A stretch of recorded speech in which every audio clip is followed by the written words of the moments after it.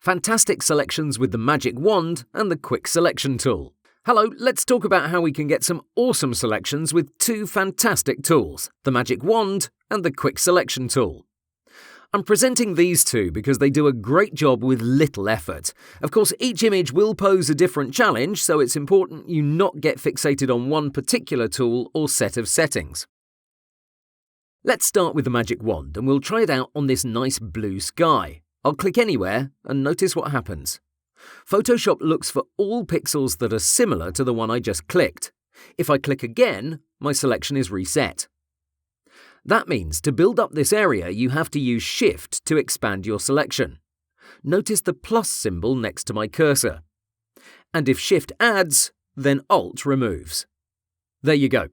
If you're unsure why Photoshop didn't select the entire thing, it's because our tolerance was set too low. By adjusting this field, you're letting Photoshop know how loose or strict it should look for matching pixels. A low value means we're looking for colours that are very similar to the one we clicked, so the lower you go, the more restrictive Photoshop will act. A higher tolerance number means we're broadening our range, so the program will look for colours more loosely. Here it's clear we have the various shades of blue, so we must crank up the tolerance quite a bit. Let's try 100. The maximum is 255, and that would include everything on the canvas. Depending on where you click, you might get a different result. If you now change this value, your selection will not adjust itself. You'll have to perform another click to see the difference. It seems I'm getting too much of this mountain, and that's because its colours are pretty washed out.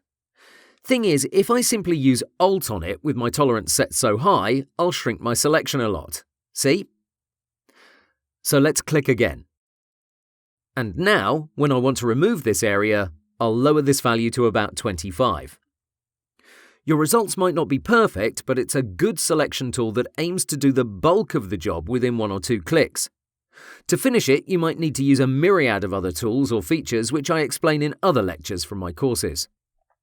Remember, your result heavily depends on where you click. We're targeting an individual pixel due to this option because we're on Point Sample.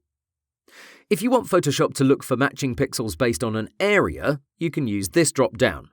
For example, 5x5 average might give you a better selection. Experiment and see which settings are ideal, but remember, it's all about the image you're working on. There's no magic formula even though it's called the Magic Wand tool. There's another interesting option called Contiguous. Let me show it in action in another tab. If I uncheck it, look what happens. I'll click on any window, boom. The selection isn't limited to that area. Instead, Photoshop is looking for all those matching pixels on the entire canvas.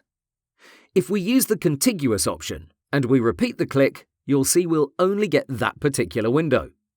That's because it's surrounded by other pixels that don't match the one we clicked, so that's something to remember.